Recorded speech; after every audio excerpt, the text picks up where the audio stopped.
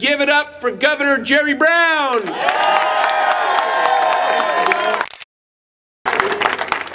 I'm going to just put this in front here. Just somehow a picture is worth 1,000 words. What is it? 1,000 pages, whatever the hell it is.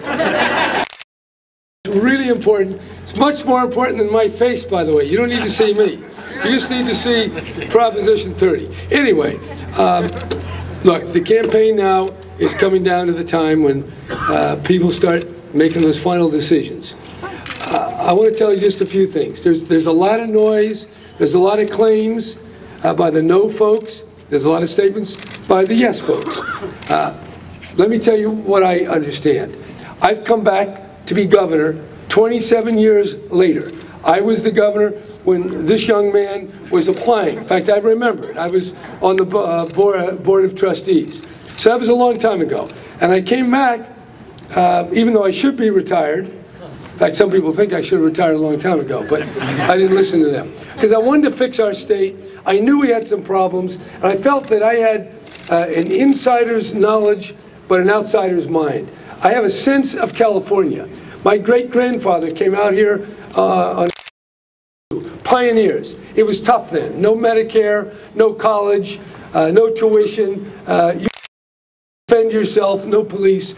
Those were pioneers. Well, now, fast forward, we've had incredible changes. The gold rush, the movies, the oil industry, aerospace, agriculture. It's an incredible state. And what do we depend on now? We started by people from all over the world extracting gold out of the ground, out of the rivers and the mountains. Now we have to extract ideas and technologies and science out of the human mind. The human mind that's represented all around here. It comes in different colors, different languages, different religions. Now, in order to do that, we do have to invest in our schools and our colleges. Just before I came here, I was at the museum, Science and Industry, where the space shuttle is. That space shuttle cost tens of billions of tax dollars. People are real proud that California and America could send that vehicle into space. A month ago, I was at Jet Propulsion Laboratory in Pasadena. I saw the scientists there, the engineers, driving a 1-ton truck on Mars. What an incredible possibility, what an incredible reality, done by Californians for the most part. Californians of all colors, all languages. But it didn't come because they didn't have good schools. It came because they had great schools, elementary, high school, college, university. That's an investment that makes sense. So I know when I left the governorship, the next few governors built 23 prisons and one University of California and one Cal State. Well, we have to reverse that sense of priorities. And we reverse it by investing in our schools. Now, you'll see some propaganda. Just to understand, the no ads, for the most part, come, I don't know, is it 20 people, 25 guys that have a lot of money that are in the finance industry, and then 11 billion from a few bandits from Arizona. I don't know who they are. They may be good people, they may be bad, but whatever they are, they're ashamed of their identity. They don't want people to know who they are, but they're spending money in California telling people what is not true.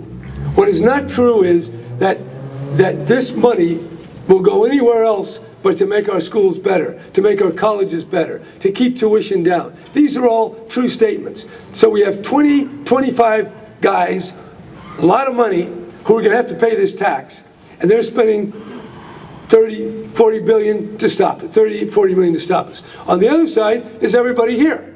The California Teachers Association, California Federation of Teachers, the Regents of California, Cal State trustees, the community colleges, everybody. So the real test here is can a few financiers who don't want to pay 1 or 2 or 3% more in their tax, can they stop all of us? That's the question.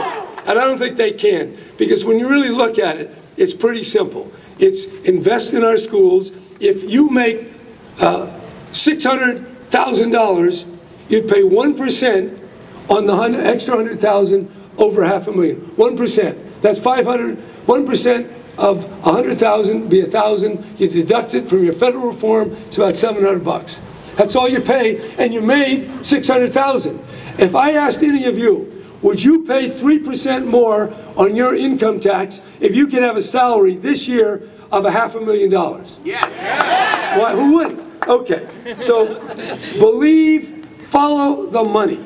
Follow the money. The money for Yes on 30, it's coming from school teachers, it's coming from janitors, it's coming from nurses, it's coming from the hospitals, it's coming from ordinary people. And by the way, it's coming from some billionaires. I'm very happy to report there are more billionaires supporting Proposition 30 than opposing it.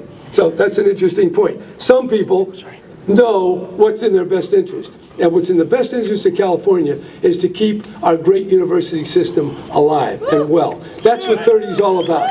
So when you see that woman on television who says no on 30, she's in the kitchen. I don't believe she's a teacher. I don't know, but is she doing it for free? I wonder.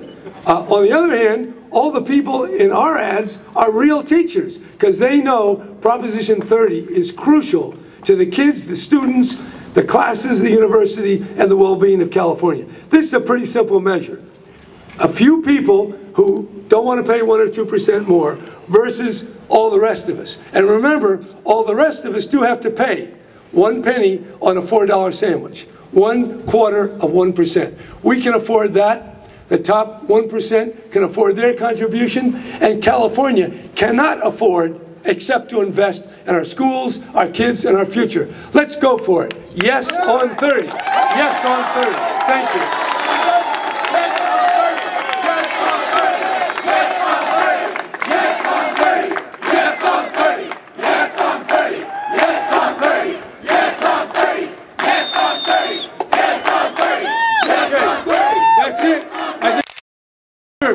Twitter it out, Facebook it out, do whatever the hell you do, but get the message out.